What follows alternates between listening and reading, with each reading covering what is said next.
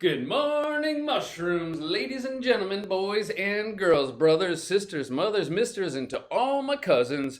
It's time to plug in and get this train chugging. Former generals condemn Trump. Yesterday we had somebody issuing a blistering condemnation. Biden to Trump, I believe. And now we've got former generals. Former meaning they used to be. They're ex-generals. Now they are probably retired. We will see former again down below. But to condemn somebody is to give a very strong criticism of them. However, as I failed to mention yesterday, when you condemning somebody, you're not just criticizing them because you don't like their haircut or something like that. It's usually based on moral ground, moral principles. You vehemently disagree with them. Often collocates strangely with roundly condemn something. Roundly, like a circle. I don't know why, but roundly, strongly, vehemently. He is facing an unprecedented revolt from the elite core of ex-military leaders over his response to the mass protest, blah, blah, blah. Unprecedented, never seen or experienced before. We're going into uncharted waters here. This is brand new territory. Normally, the former generals usually keep their mouths closed and don't really say much to the president about a lot of things. However, here they felt the need to step in and say something. A revolt might be a little too strong. They're not staging a revolution or a coup or something here. Well, it might be nice. So they are rebelling against him. They are doing things that they've never done before by issuing very strong criticisms. In the same vein, Mattis, a former general, you can see him in the picture up there. He's a beautiful, beautiful man. He looks very, very tired. Look at the bags under his eyes. He looks like the Emperor from Star Wars. He tears into Trump. To tear into somebody. Really, again, to strongly criticize. To tear, just like a piece of paper. Here I've got a post-it note. Ooh, look at that. Interesting.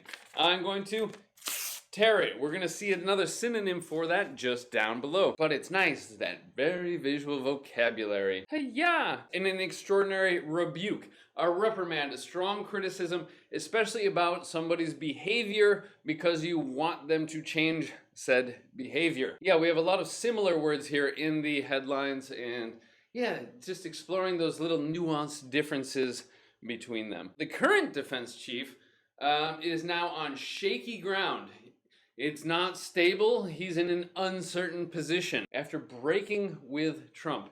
They were walking together, and then he decided to follow a different path. After breaking with Trump, no, they're not in a relationship. He didn't break up with him, but it means to take a different direction. And so he doesn't agree with Trump. Yeah, we've been seeing it a lot recently. Crackdowns.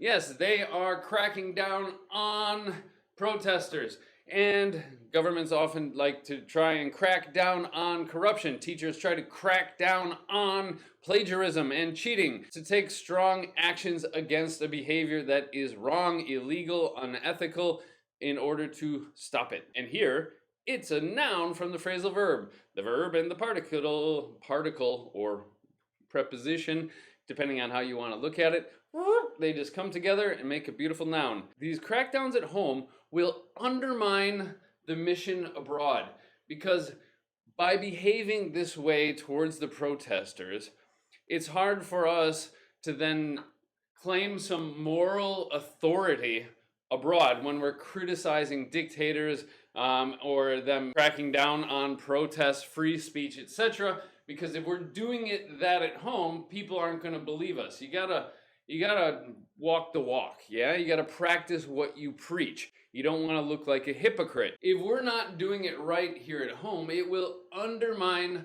our mission abroad. Undermine something, it means to gradually make it less or weaker over time. Think about it, if you had a building, actually, and you dig a mine or a tunnel underneath it, eventually that building will collapse, basically. Often undermining is done by people in politics to try and weaken or lessen the credibility of their opponents, to undermine an argument, to undermine a reputation, etc. If we're doing crazy stuff here at home and limiting free speech, free protest, and beating up nonviolent protesters, well, then, yeah, it's going to undermine our credibility when we're telling other people out there in the greater world not to do the same thing. Logic. It's astounding. He's trying to revise history.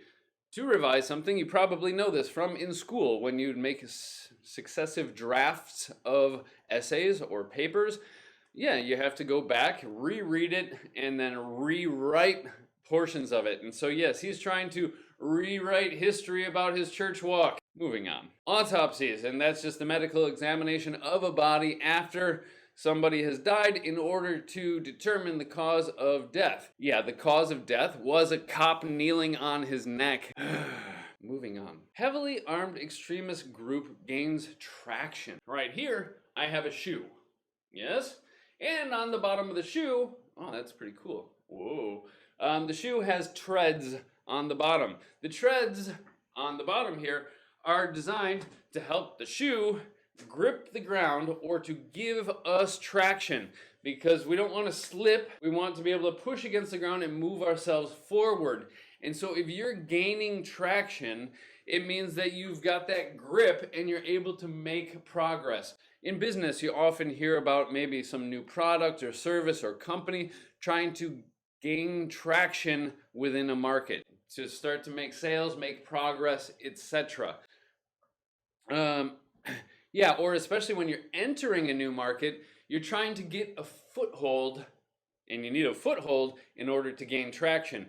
And a foothold, think about mountain climbers, they just try and get their toe in there somewhere so that way then they can push themselves upward.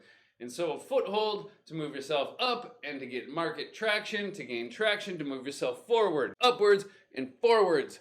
Those are the directions we always want to go. Don't want to go backwards. Here we go. There it is. Former First Lady. So she's no longer the First Lady. She used to be. She has been rearrested by the police. Reduced passive. In the killing of her husband's ex-wife. And so really former and ex are basically the exact same thing. Former, however, is a more formal way of that, of saying ex. And interestingly, sometimes you hear like my late grandfather or the late something. That means the person has died. And so the former First Lady has been rearrested in the killing of the husband's late ex-wife, just to keep adding those little bits onto the front so people know who you're talking about. Simple one here, just a collocation. To follow regulations, follow rules, follow guidelines, follow the laws. The airline had to cancel flights because the passengers just can't follow the regulations. Some people would say that rules are made to be broken. And fine, fair enough, I see the point, but let's only push that out so far into so many contexts.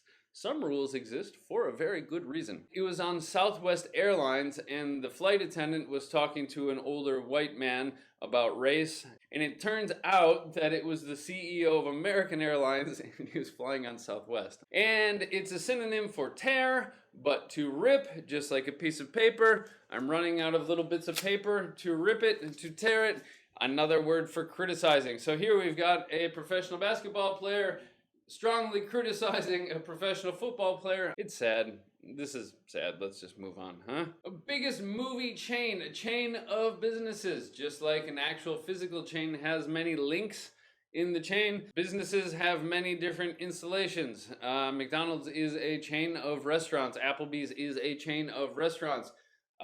Movie chains or theater chains, they have cinemas all around the country, usually franchises, with many different units spread around a geographical area. Emergency in Russia over huge diesel spill. Now, in the past, we had leaks from a chemical plant, and a leak, or to leak, is when a liquid or a gas slowly escapes from its container that it's not supposed to get out. To spill is usually implies like over the top. If I were to move quickly, I would spill my coffee probably onto the computer, and that would not be good. Just like if you spill diesel in the middle of nature, that's also not good. Spills and leaks usually are not the best things. Okie dokie. I've still never paid for something with my phone but I'm sure that day is coming. All right, a facelift coming from cosmetic surgery or plastic surgery.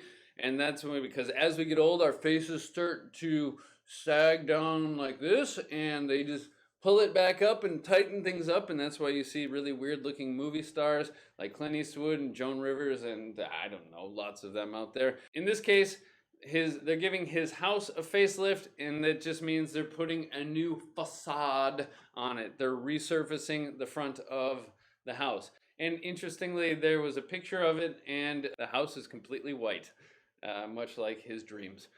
To give something a facelift just means to renovate it, to renew it, to make it look more attractive, even though it doesn't always work well with people. Unsettling. Nice word, just means disturbing. Ta-da! Mentally or emotionally disturbing. All right, I need to get some dirty water to explain this in the future. Yeah, it's some post-apocalyptic looking stuff. It looks like the houses from OK Player One or Ready Player One or Ready OK Player, I don't know. Sometimes when we're talking to somebody and you don't want to outright completely say it, you don't want to reveal the true message, you don't want to, yes, spill the beans, that means tell the secret. You might just kind of hint at things using particular words that lead them to believe or to arrive at the conclusion that you're trying to get them, because you want them to say it, not you. Mattis's verdict. A verdict is a decision in court, usually made by a judge. The verdict is innocent or guilty, yes?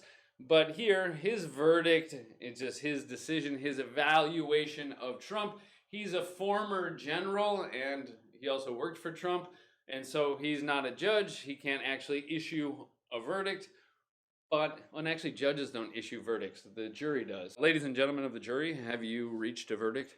Yes, Your Honor, we have. We hereby find the defendant guilty. Yeah, it is devastating. So his evaluation of Trump is just devastating. It's destructive. It's very damaging. It's hurtful for his reputation. I don't know. This is a good one. As a Christian and a human being, I was appalled by Trump's church photo op. It's like an adjective, but notice it's like a passive adjective. It means horrified. However, it's not really about fear. And if you think about it, it comes from French and then therefore, of course, Latin, but it means to go pale. Appalir, I believe it is in French, so the dictionary told me. But yes, and so if something scares you, your face turns white. You go pale. And so that's the etymological root of the word here. It's horrified, but more in like I was shocked and disgusted by something. It was morally revolting. It made my stomach turn. To startle somebody, maybe you're hiding somewhere, and as the person comes around the corner, you jump out and like that, and then they go, ah! So they weren't really scared, per se. They were startled. This is a startling weapon against Trump. It's shocking and surprising, and I don't think it's a real weapon. It's a figurative weapon. To file a lawsuit against somebody. They're going to try and sue him to overturn this executive order or strike it down. Some past vocabulary there. We file complaints, we file lawsuits, we file charges because, file for bankruptcy. Because yes, doing anything in life requires paperwork. And paperwork's go into folders and folders go into file cabinets. And so yes, we always have to file these actions. Yesterday we had to step up preparations, meaning just to incrementally increase them, moving them up step by step. But here, to step up to the challenge, to face the reality and take action, to face the situation, to confront the situation, take action, and the right action in the right way at this point in time. Yeah. And so, each morning I get up and I pick apart these headlines. I step up to the challenge of making the news enjoyable, interesting, and accessible linguistically. Feel free, please do jump into the comments, ask some questions. For English, otherwise, that was breaking down the news. Today, Thursday the 4th of June. Yeah, please do pass this along to a friend. Click the like, subscribe, thumbs up. Much love. And if I don't see you sooner, tomorrow at 8 a.m., have a beautiful day. Bye-bye. Stop the stream.